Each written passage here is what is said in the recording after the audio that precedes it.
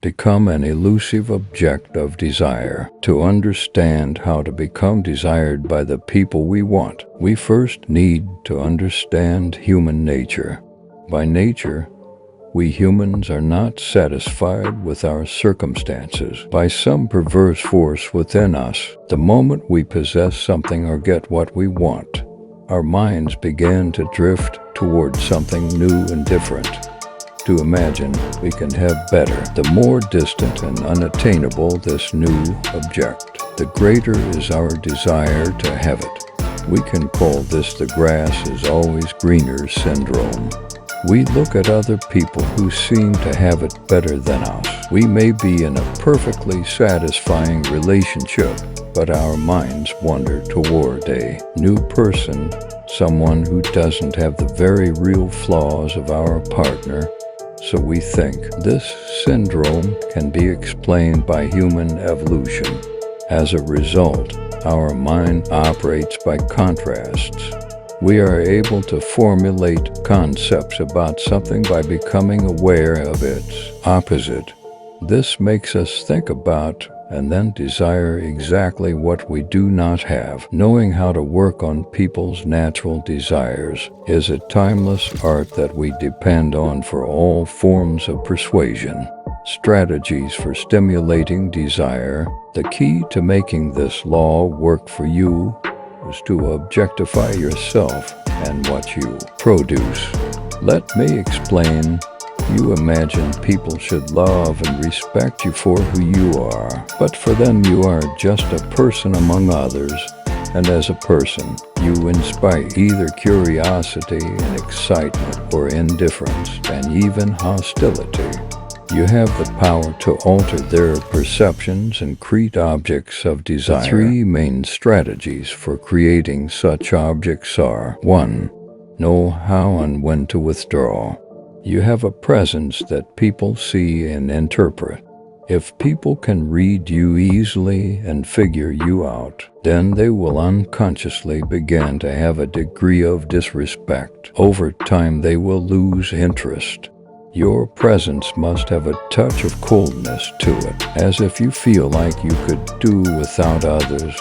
Add to this a little bit of blankness and ambiguity as to who you are. This gives them room to read into you what they want. Once you sense that you have engaged people's imagination, that you have your hooks in them, then you must use physical absence and withdrawal.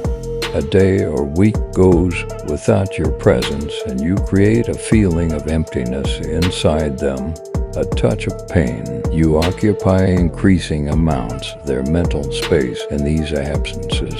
They come to want more of you, not less. 2. Create rivalries of desire. Human desire is never an individual phenomenon. We are social creatures, and what we want almost always reflects what other people want. If some object or person was not desired by others, we tend to see it as something indifferent or distasteful. There must be something wrong with it. When we see people or things desired by others, it drives up their value. If you somehow can create an impression that others desire you or your work, you will pull people into your crowd without having to say a word. They will come to you. Surround yourself with this social aura, or at least create the illusion. You can speed up the process by feeding rumors or stories about the object through various media. You want them to literally see the attention you receive from men or women. All of this without your saying a word. Any bragging or explicit signaling of this will neutralize the effect. 3. Use induction.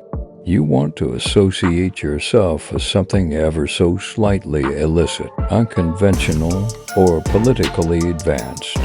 Everyone feels the pull to see what is going on behind people's doors. You can use it by giving the impression you are revealing secrets that should not be shared. Some will be outraged, but everyone will be curious.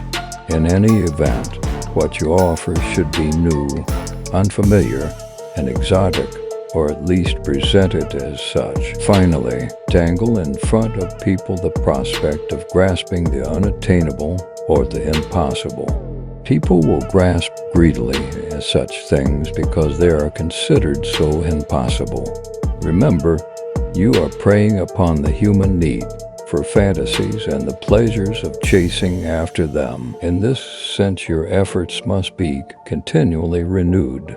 Once people get what they want or possess you, your value and their respect for you immediately begin to lower. Keep withdrawing, surprising, and stimulating the chase. As long as you do, you have the power.